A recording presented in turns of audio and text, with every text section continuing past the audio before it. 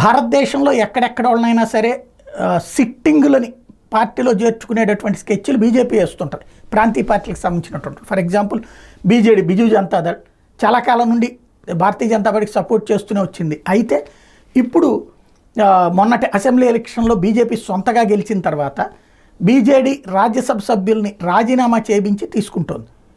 అట్లాంటి స్కెచ్ ఆంధ్రాలో బీజేపీ ఎందుకు చేయలేకపోతుంది?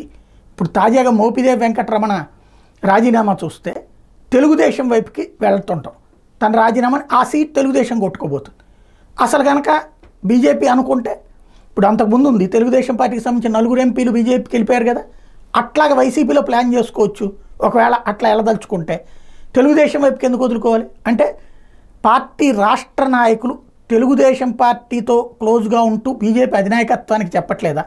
లేదా బీజేపీ అధినాయకత్వం ఇక్కడ మనకెందుకులే అని చెప్పేసి జగన్తో కూడా సన్నిహితత్వం మనం మెయింటైన్ చేద్దాంలే, ఇందులో ఈలోపు తెలుగుదేశం తన స్కోప్ కోసం ఏదో ట్రై చేసుకొని లేని వదిలేస్తున్నారా?